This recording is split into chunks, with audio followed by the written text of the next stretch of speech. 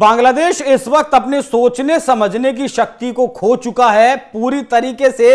अगर कहा जाए कि उसकी सोचने समझने की शक्ति नष्ट हो चुकी है तो शायद गलत नहीं होगा। 5 अगस्त को तख्ता पलट हुआ, शेख हसीना हिंदुस्तान में शरण लिए हुए हैं। उनका दावा है कि उन्होंने इस्तीफा नहीं दिया। अभी भी कुछ लोगों का दावा ऐसा है कि शेख हसीना ही प्रधानमंत्री हैं। बांग्लादेश की जो बार एंड एसोसिएशन है वो भारत सरकार से मांग कर चुकी है कि शेख हसीना को बांग्लादेश को लौटा दिया जाए। बांग्लादेश की वो हैं और बांग्लादेश को उन्हें वापस कर दिया जाए, लेकिन भारत सरकार का ऐसा कोई मूड नहीं है। और अब एक बार फिर से बांग्लादेश का जो मूड है वो बदला है। कार्यकारी प्रधानमंत्री जो कार्यकारी बांग्लादेश का पदभार संभाल रहे हैं मोहम्मद यूनुस खान अमेरिका से प्रभावित व्यक्ति हैं। नोबेल शांति का नोबेल पुरस्कार जो उन्हें मिला था उसके बाद से अमेरिका में रह रहे थे। अब उन्हें पैराट्रूप किया गया बांग्लादेश में शेख हसीना के जाने बाद और उन्हें अब सारी ताकत बांग्लादेश की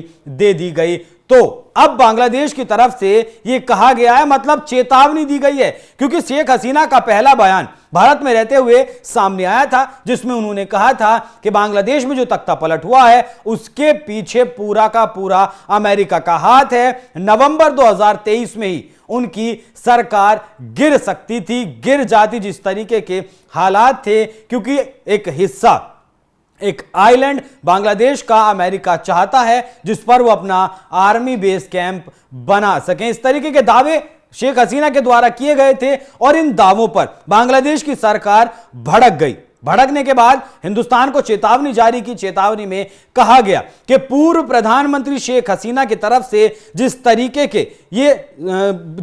के बयान सामने आ रहे हैं वो दोनों देशों के संबंधों के लिए ठीक नहीं है। तो बांग्लादेश, आप भारत का आखिर बिगाड़ ही क्या लेंगे?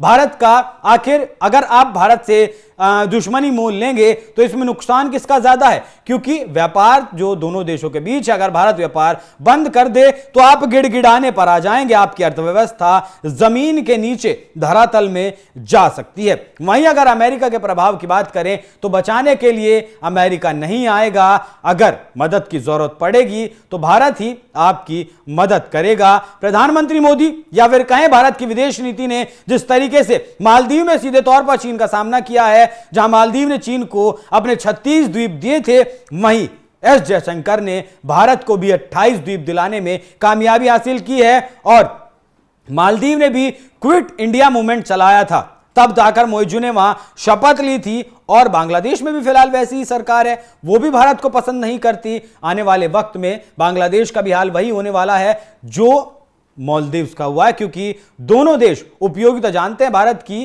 कि किस तरीके की उपयोगिता है। हिंदू मंदिरों के बाहर बांग्लादेश के एक पत्रकार ने दावा कर दिया कि सीआईए की तरफ से ऐसी जानकारी मिली है कि जिस तरीके से माइनॉरिटी पर, मतलब हिंदुओं पर हमले हो रहे हैं, तो भारत कोई बहाना ढूंढ रहा है बांग्लादेश पर अटैक करने का। तो यकीन मानिए बांग्लादेश के जो मोहम्मद यूनुस खान हैं उन्होंने सेना तैनात कर दी, आर्मी तैनात कर दी। मंदिरों के बाहर कोई हाथ नहीं लगाएगा। और ये जो भीड़ आप देख रहे हैं ये भीड़ भी हिंदुओं की ही है। जिस तरीके से हिंदुओं ने आत्मविश्वास के साथ सड़क पर उतर कर दिखाया है, अपने अधिकारों के लिए लड़कर दिखाया है, उसके बाद बांग्लादेशी सरकार गिड़गिड़ाने पर मजबूर हो जाएगी और गिड़गिड़ा भी रही है। लेकिन जिस तरीके से भारत को चेतावनी दी है उसका अंजाम जरूर बांग्लादेश की इस नई नवेली सरकार को, या फिर कहूं कि अंतरिम सरकार को भुगतनी पड़ेगी। तो जिस तरीके से चेतावनी जारी की गई उस पर क्या कुछ आपकी राय कमेंट कर हमें जरूर बताएं। नमस्कार।